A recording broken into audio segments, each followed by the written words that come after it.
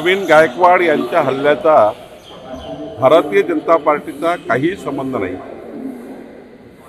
आणि आम्हाला अशा खालच्या लेवलच्या कृत्य करणे हे भाजपच्या रक्तात नाही।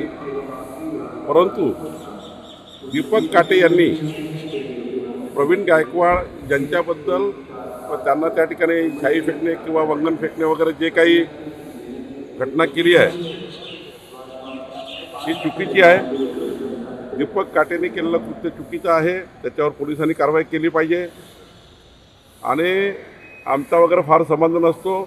भारतीय जनता पार्टीचा कार्यकर्ता आहे, बुके द्यायला आला तर फोटो काढले, पण प्रवीण गायकवाडच्या केसबद्दल मी जे काही प्रकरण झालं त्याबद्दल खरं तर दीपक काटेवर कारवाई झाली पाहिजे आणि यावर प्रवीण गायकवाडच्या केसचा भारतीय जनता पार्टीचा कुठलाही संबंध नाही आणि आरोपी कुठलाही असो, कोणत्याही पक्षाचा असो, आरोपी कुठल्याही पक्षाचा आता तो आरोपी आहे। दीपक काटेंनी प्रवीण गायकवाडसोबत असं वर्तन करायला नको होतं आणि हे भारतीय जनता पार्टीला मान्य नाही। सर हिंदी में बताइए, प्रवीण गायकवाड ने सुषमा अंधारे ने तुमचं नाव जोड़लं त्या ट्वीट में। देखिए, भारतीय जनता पार्टी के ऊपर और हमारे नेताओं के ऊपर और मुझ पर जो आरोप किया जा रहा है वो गलत है।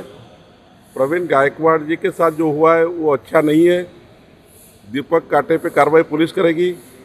दीपक काटे भारतीय जनता पार्टी का एक कार्यकर्ता है, वो मुझे पुष्पगुच्छ देने के लिए आता है।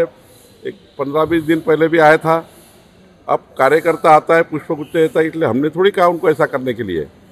लेकिन प्रवीण गायकवाड़ के साथ हुआ ये अच्छा नहीं हुआ है।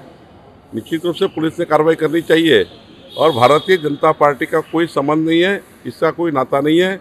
और रही बात सुषमा अंधारे जी की, सुषमा अंधारे जी को एक मालूम होना चाहिए कि कार्यकर्ता फोटो निकालते हैं सब नेताओं के साथ और मंत्रियों के साथ, तो पुलिस उस पर कार्रवाई करेगी। हमने किसी पुलिस को नहीं कहा कार्रवाई नहीं करने के लिए, लेकिन प्रवीण गायकवाड़ जी के साथ हुआ उसके लिए मैं खेद व्यक्त करता हूँ। शेवटचा आठवडा आहे अधिवेशनाचा हा।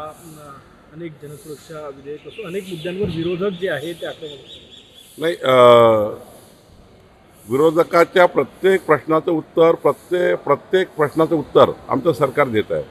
विरोधकांनी जे काही सभागृहात प्रश्न मांडले त्याचं संपूर्ण माननीय मुख्यमंत्र्यांनी, आमच्या दोन्ही उपमुख्यमंत्र्यांनी जे शासनातर्फे त्यांचं समाधान करत ते केलेलं आहे आणि याही आठवड्यामध्ये विरोधकांनी महाराष्ट्राच्या हिताचे जे काही प्रश्न मांडले त्याचेही आम्ही चांगल्या पद्धतीने या महाराष्ट्राच्या जनतेकरता काम करणार आहोत।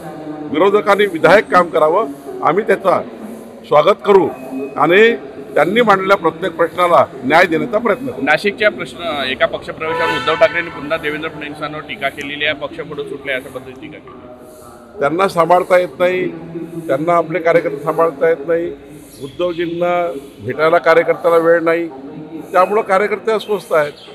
शेवटी कार्यकर्त्याचे कामं झाले पाहिजे, जनतेचे कामं झाले पाहिजे, जाणार कुणाकडे? आपला नेता जर अवेलेबल नाही आहे, उद्धव ठाकरे जर कार्यकर्त्याकरता अवेलेबल नाही, जाणार कुणीकडे? त्यामुळे कुठं जातील कार्यकर्ते? भारतीय जनता पार्टी येत आहे। या ठिकाणी देवेंद्रजी अवेलेबल आहे, मी अवेलेबल आहे, रवी चव्हाणजी आहे, आमचे गिरीश महाजनजी आहेत। महाराष्ट्रामध्ये जवळपास डझनभर नेते आहेत, 137 आमदार आहेत अवेलेबल आमच्याकडे आणि त्यामुळे आमच्याकडे येणाऱ्या प्रत्येक कार्यकर्त्याचं, नागरिकाचं काम आम्ही करतो। म्हणून भारतीय जनता पार्टीकडे जनतेचा ओढा आहे। Thank you sir, thank you.